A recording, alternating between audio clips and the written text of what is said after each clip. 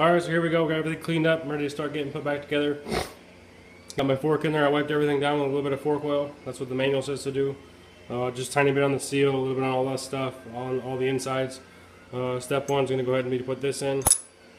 That just sits in there. Shouldn't move around. Should sit nice and flush. And then on top of that will be the oil seal and then the clip. I'm trying to decide if I'm going to do all that first and then put the springs in afterwards, which is probably what I'll end up doing. So I'll go ahead and get started on putting the seal in. Alright, so here we go. Here's the new fork seal all installed. All I did was I took the old fork seal, wiped it down real good, made sure there wasn't any shit on it. Put this on here nice and square, set this on top, and just tapped it with a ball peen hammer. Nice and easy, nice and straight. And all you need to do is make sure that you get down to this lip. So the next step is to go ahead and insert this clip. So I'll go ahead and I'll put that clip in real quick. And once again, all I can really stress on is that I did oil all this stuff up as I was putting it together. And then all I did was put my spring in my dampering rod, put a little bit of fork fluid all over this kind of stuff before I put it back together, a little bit inside this tube, and then just drop this end back down through, because of course that's the end that'll go in next. And I'm going to stick that circlip in and see what my next step is, and then I'll have to start measuring my fork fluid to go ahead and start putting it back together. Alright, so here's my quick side note for you guys. Not having very good luck getting this thing to focus. Try to pull it away a little bit. Okay, so you got this clip in here, and a good way I like to make sure that they're all the way in the groove is like you got your tip right here. Let's take a small little screwdriver, nice and careful, and I'll just push it on there, and then I'll push it, see how it twists, and that way you know it's all the way in the groove. That way you know your seal is all the way down. You want to make sure that you get it all seated well. Alright, so I went ahead and inserted this part into the lower part, and then I went ahead and started my bolt in the bottom.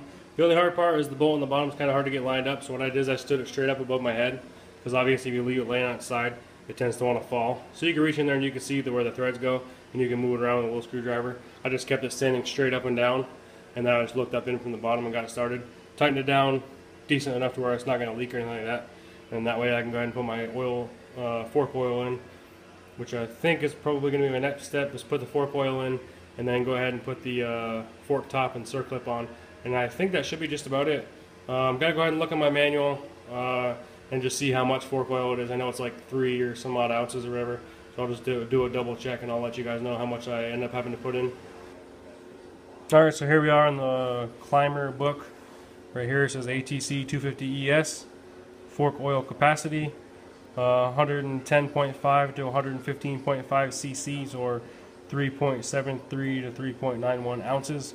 I'm not using, it doesn't say in here, it probably does somewhere, ATF or whatever. You can use automatic transmission fluid, or you can use fork oil. I'm just choosing to go ahead and use fork oil. One way or another, it's 10 weight. So here's the little section where it actually says, and then I'll go ahead and look in the, see what the torque spec is for that bottom nut. I believe it, or the bottom bolt, I believe it does say use thread sealant, but I'm not going to bother with it. I'll just tighten it real good after I get everything back together. So I'll go ahead and measure this out. Got to figure out exactly how I'm going to measure it. Normally I just use for ounces and milliliters, normally I just use a baby's bottle. That's what I've always used. So it does have ounces on here, so maybe I'll just try to use 3.75 ounces. That should be pretty easy to do. But anyway, we'll go ahead and get this fork oil added, and we'll see what the next step is. Alright, so here we go. I got my baby bottle. It was ounces and milliliters. You can kind of guess and see between the ounces and the milliliters. You know, I mean, you can kind of guess where 3.75 is, just because it gives you a halfway mark. So, you know, you go about 3/4. I wanted to be a little bit more exact, so I went ahead and looked it up. And what you do is just go to Google and type in ounces to milliliters, just because milliliters is what I have. And it said between 110 and 115 milliliters. So I went ahead and put, there's a 110 mark and a 115 mark. I just split the difference and put the difference in. So I got my funnel set up, it's all clean, and I'm ready to go ahead and dump it in.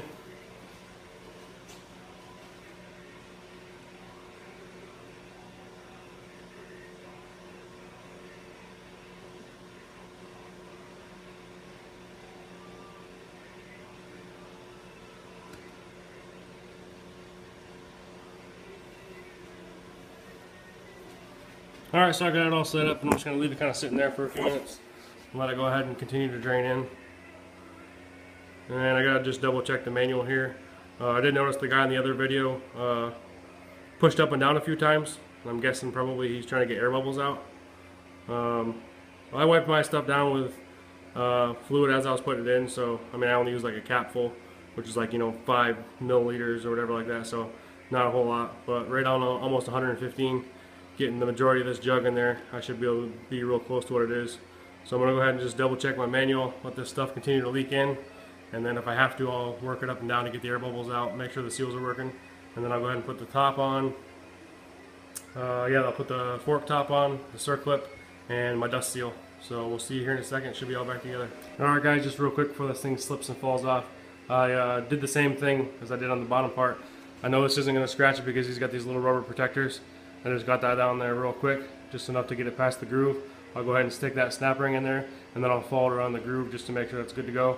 And all I gotta do is throw a tiny little bit of oil on my oil seal, or on my dust seal, and throw that on, and this one will be all good and ready to go. Alright, so there you go guys, got one rebuilt fork. Everything's all good to go. The only thing that I really didn't mention to you guys, once I put the fork top on, I went ahead and just double checked that bottom bolt. I did wipe the bolt off, wiped off that copper washer, and I cranked on it pretty good, make sure it was nice and tight. And then all I did was just throw a little bit of oil on the inside of my dust seal, and then I slid it down on there, and you don't need to beat on this or anything like that. Just work your way all the way around, nice and even. You got it all in there nice and seated. I stood it up on both ends and squished it up and down, and everything seems good. I can hear the fluid in there, but I don't feel any, or I don't see any oil leaking out. So that should be just about it for this video. I'm going to go ahead and do the other one, and then I'm going to throw the new fork boots on. I'll probably throw the front end on here in a little bit, and we'll show you guys what it looks like. Alright, so we got both forks rebuilt, new boots installed, pretty much just sitting on here, and then I got the top clamp on there. Once I get them on the bike and I get them where I want them, I'll stretch them and I'll tighten them. The only note I have for this portion, this groove will align with the top bolt. So when you put it in here, when you put it in here and you see this little crack, you gotta grab a light and push it up through there, and you look for that that little groove to align with this top one. That just gives you your height. And then the only other, make sure you don't put your forks on backwards. I guess this is the, as you're sitting on the bike, this is the left side, and this is the side that the axle goes into. And the other side is the side that has the side closest to me, which is the right side of the bike, is the one that has the little clamp for where the axle sits inside and tightens down on. Other than that, just, you know, make sure you torque everything down nice and tight, grease everything up.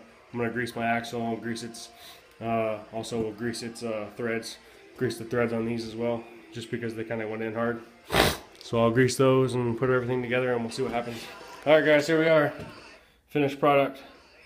New tires on, painted rims, rebuilt forks, new fork boots, new rear brake shoes. I guess that's pretty much it.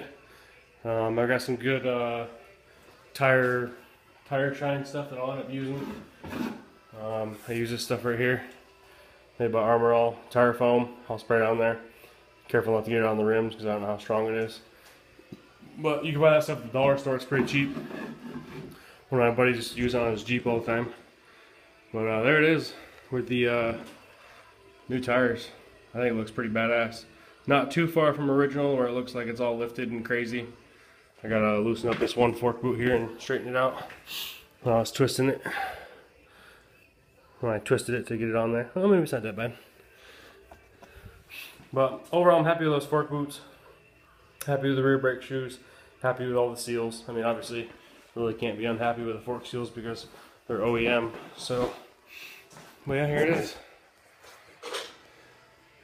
Kind of close up because the garage is pretty cluttered. But anyway, that's it. Just want to show you guys how easy it was. The second fork that I rebuilt was way dirtier. It was full of water. That was the one that was actually leaking, had the broken fork boot. And that one was obviously a little bit harder than the other one. And still, altogether, took me 20 minutes max. Easy. Hardest part is clamping that top part to get that little circlip out. But other than that, she's pretty well done for now. I don't think there's really any more upgrades that need to be done. I would like to either put a winch on the front and mount it to the rack. I don't know if that'll be too much. Like, I don't like a trike that's all like accessorized out, like hand grips, headlight guards, toolboxes. It has everything. I really don't like that look.